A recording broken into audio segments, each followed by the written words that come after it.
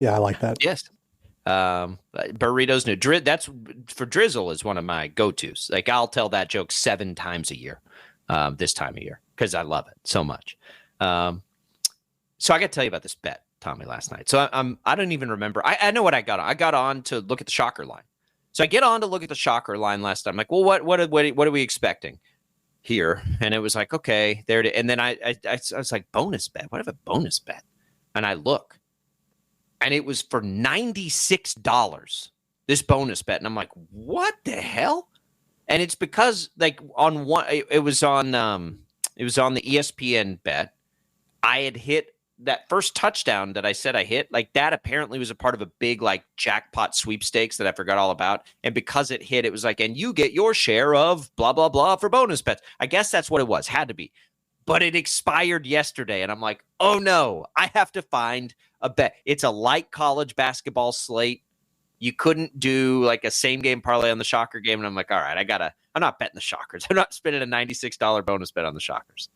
So then I start to look, and I'm like, I'm going to have to make an NBA bet. And then I'm like, you know what? It's kind of free money. We got to do it. We got to do a parlay here, right? Like, we got to parlay that in. Of course. Why not? Because I'm a sucker.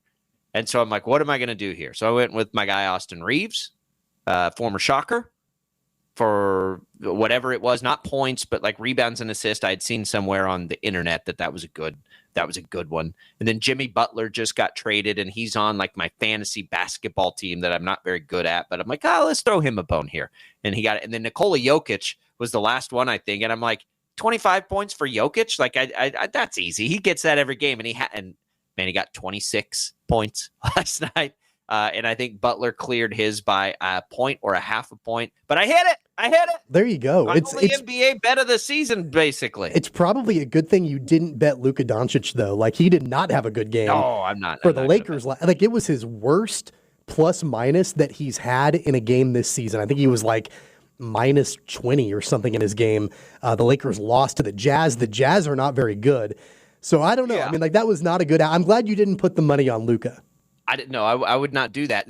Speaking of Luka, like, it's so funny to me. Like, no matter, and we've said, like, no matter what happens the rest of his career, it's still a terrible trade for the Mavericks. The Mavericks could, outside of winning an NBA championship, like, nothing will justify the deal for Dallas, and they're not going to win one. By the way, have you been following just the absolute drama that's been going on in Dallas? Like, the fans getting ejected from the buildings because they're saying fire Nico Harrison, and Mark Cuban is telling fans to, like, set the F down and shut the F up and, like, all of that?